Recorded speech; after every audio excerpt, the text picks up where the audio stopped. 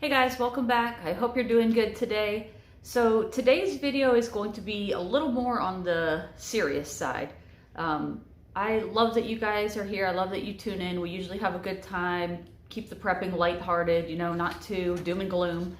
And I like to keep it that way, but please listen to this today because I feel that this news is probably some of the most important news and the most monumental news as far as prepping goes. As far as everything goes. So this is something I believe we should take very seriously and probably is one of the biggest things to happen in the last decade. So I typed up some notes because I didn't want to mess up. I think it's serious enough that I didn't want to stumble all over my words.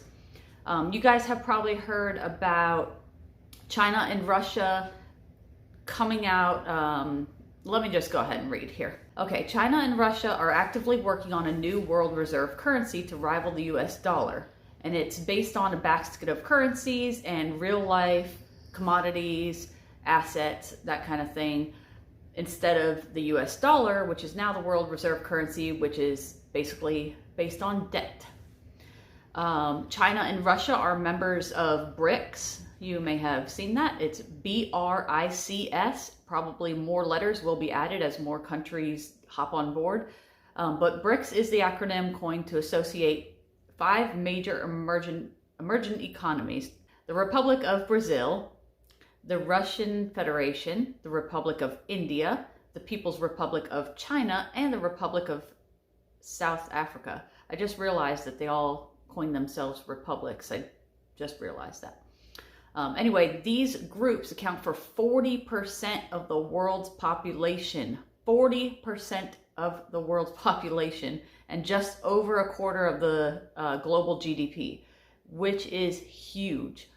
This is a massive population, a massive group of people. And it's not the people forming it, obviously, it's their governments. But this is big. They're trying to come together to form their own world reserve currency. The US dollar's dominance has been an economic blessing for the United States, enabling America to operate with a large fiscal deficit. We've been afforded a very comfortable lifestyle because of this, because people have to use the dollar. Countries have to use the dollar to trade. And this came into place when somebody, I don't know who, decided that for trading oil, that the US dollar was going to be the only currency accepted. So now that they want to create their own world reserve currency, it could decimate the dollar entirely and the perceived value of the dollar. What happens when the world's reserve currency is based on actual tangible assets and commodities instead of debt? So what they're trying to form is something completely legitimate. It's what the dollar used to be based off of before the Federal Reserve got involved. Actual assets, silver, gold, all sorts of precious metals, anything that can be mined, actual real tangible assets is what they want their currency to be based off of.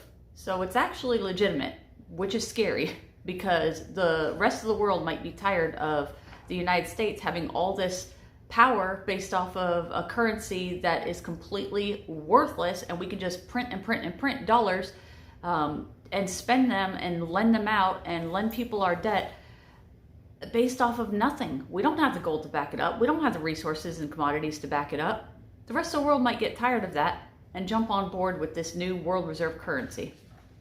Anyway, so they plan on having this currency kind of run congruent and run at the same time as the US dollar. They want to throw it out there, see who will jump on board, see how many people they can get to use their dollar or currency. So for a while, these two currencies might run congruent to each other as reserve currencies. Like, obviously there's currencies all over the world. There's a Jamaican dollar, there's a Caribbean dollar. Everyone has their own currency, but they want this to be a reserve currency, a world reserve currency. So for a little while, these two might run congruent to each other, but not for long. One of them is going to take control. You can't have two world reserve currencies. One of them's going to take over and be the absolute. So think about the ramifications of this. They base their currency off of real tangible assets. We have ours based off of debt. If the US dollar is so devalued and so worthless because of their new currency that you can't go out and buy a loaf of bread for $10, $15, $20, you're spending $100 on a loaf of bread. What if it becomes so devalued and things get so inflated that everyone decides, let's just go with the other reserve currency? It makes more sense. Of the 5 countries in Brics so far, China is most likely the head. They have the world's largest population. They have a huge economy. They're growing their military. So I would say that of those nations, China is most likely the head of it. China is the country where every single citizen is required to be connected to their phone 100% of the time just to function in the world. They have the social credit score.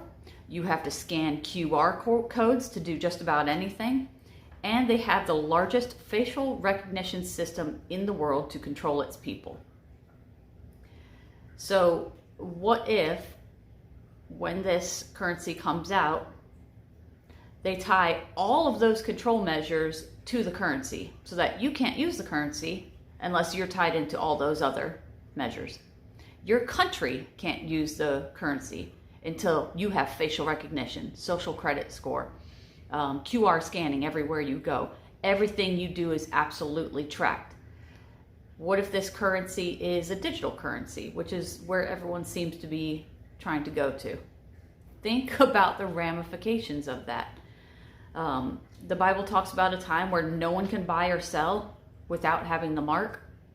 And to me, I think this could easily lead into that. Right now, the world uses the dollar to trade oil and to trade just about everything else.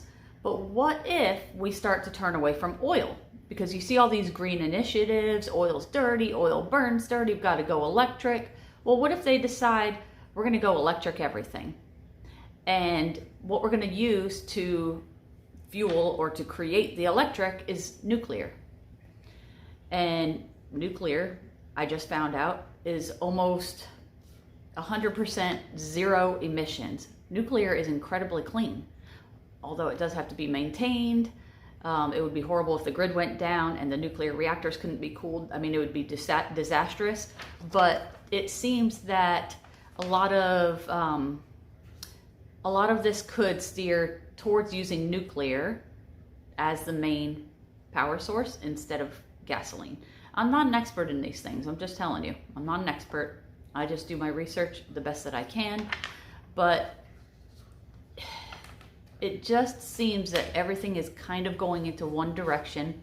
And Russia and China coming up just recently, I think like within the last month, have been talking about their world reserve currency.